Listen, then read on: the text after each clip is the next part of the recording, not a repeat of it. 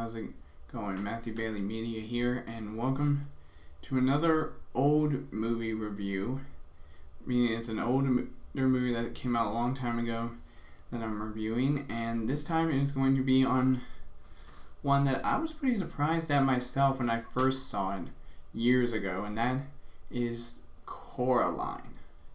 Yep, it was the first movie ever to be made by, I think the pronunciation is called Laika Entertainment, and they were mostly a stop motion picture animation film studio, where the whole movie is basically of characters that are made out of clay, and they do like stop motion. And this movie was directed by Nightmare Before Christmas director Henry Selick, and I really was surprised how he did this movie. It was, again, it's been years since I saw it, but I just saw it again for a Fathom event at my work, and it still delivered on how well it did back when it first came out, like over 10, 12 years ago. I think it was in 2009 when the movie released. So yeah, about 13 years ago. And I was 10 years old when the movie first came out. So, but yeah, Coraline follows this young girl, Coraline Jones, who is neglected by her parents, who are writing an article about plants, and after they just moved into this new house. However, little does she know that one of the neighbor kids gives her a doll that looks just like her, and after he gives her the doll, she goes through starts having these crazy dreams.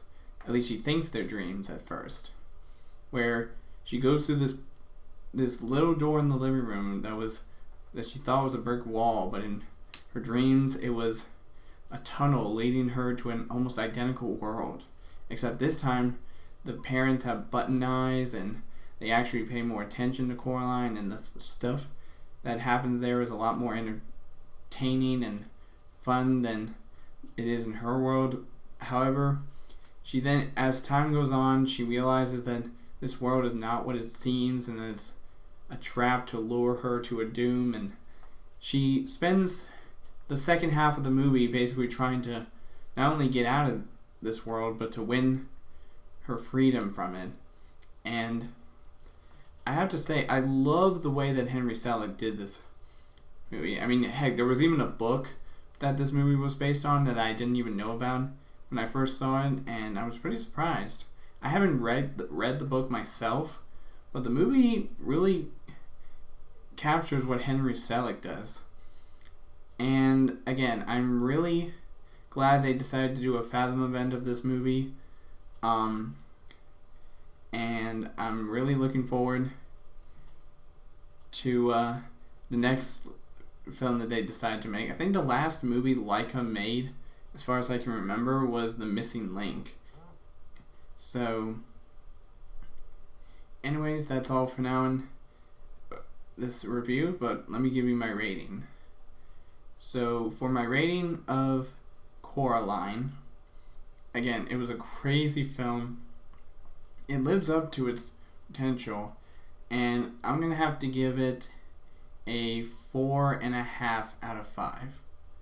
Yep, 4.5 out of 5. Again, it's a crazy film. Definitely not a perfect film, but it definitely does really well at the horror kind of aspect. It's not too horror, though, otherwise it would really scare kids and it wouldn't be considered a PG related film. But anyways, that's all for now in this old movie review, and as always, I will see all you guys in the next video.